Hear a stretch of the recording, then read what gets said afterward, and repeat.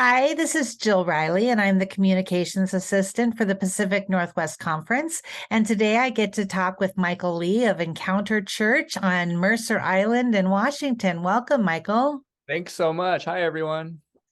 It's really great to meet you and get to have a little time to talk and see what's going on at Encounter because you guys have been on quite a journey this year, haven't you? Yeah, it's been a lot of fun. Just kind of the even before the merger, all the steps that we took to kind of date one another, if you will, and Yeah, even all the joys that came from that alone was well worth this entire process. And now yeah. that we are merged, we couldn't be any happier than we are now. That's great. So for those of you who don't know, Mercer Island Covenant Church became Evergreen Church, and then Evergreen merged into uh, Encounter and became Encounter Church, and now meet on Mercer Island. So you had been a church plant for about 10 years, right? Yes. Okay, and but you were not adopted into the covenant until when? Until June of last year. And so Okay. in Kansas City, that's where we officially became a member of the covenant. That's amazing.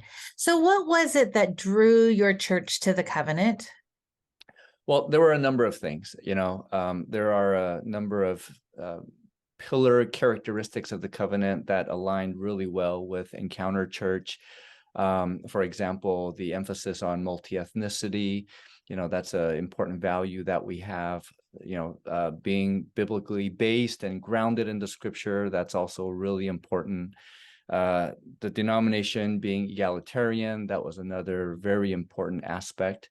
Previously, we were part of a denomination that was complementarian, and so that caused some misalignment, shall we say. Mhm. Um, and also, the covenant's emphasis on justice and the importance of, tangibly expressing the gospel by fighting injustice. And, so all of those things lined up really well.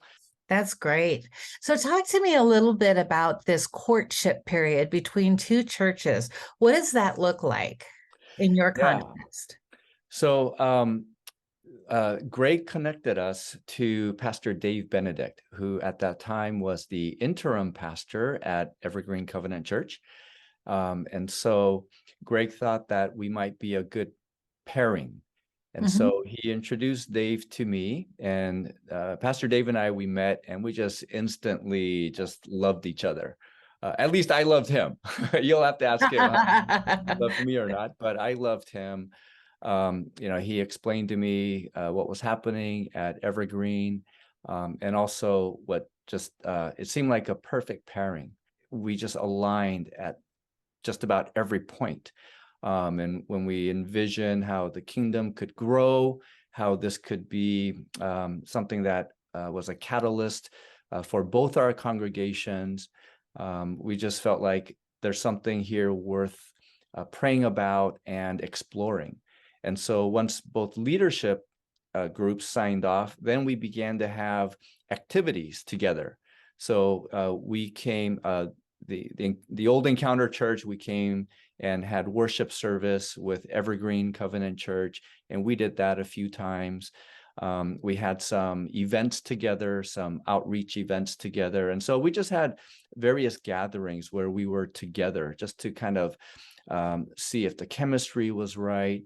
While that was going on, the leadership groups were meeting to make sure we aligned, well in terms of just ministry priority, make sure our doctrines were correct. And, even though we were both part of the covenant, right, we're Right, still right. fairly new. And so we did our homework and just made sure that this was a good match. After that courting period or dating period, both churches had their own separate votes to see whether or not, they sensed God's hand in this. And really, by an overwhelming margin, both congregations said yes. And so on January, what was it, 17th, mid-January, Encounter officially relocated to Mercer Island. This past Easter, just a couple of weeks ago, we officially relaunched as the new and improved Encounter Church. And one of the big priorities we had as a church was kind of turning the corner and becoming more multi-ethnic, because Encounter previous to the merger was predominantly Asian American, and within that predominantly Korean American. And so, we were trying to figure out how do we diversify our church when the makeup is just so overwhelmingly one demographics. And Right. so with this merger, right, it was a catalyst towards multi-ethnicity. And so that was just a really exciting part of this entire merger process, for me. Like a lot of the lackings that we had, Evergreen was really strong at. For example, Encounter was a younger, more spiritually, I guess, spiritually younger church. And so we had a lot of people who needed to be taught the scriptures, for example, but we didn't have a lot of Bible study teachers or leaders.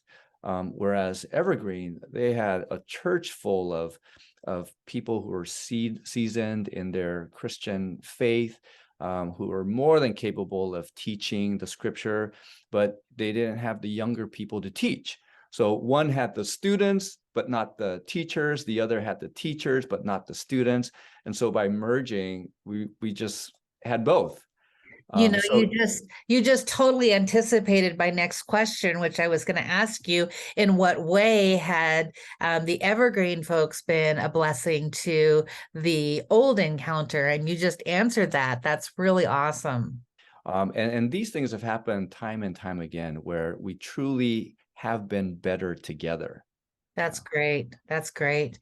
When you pray about the upcoming year, say from Easter to next Easter, what do you talk to God about that you have dreams and desires for in the next year?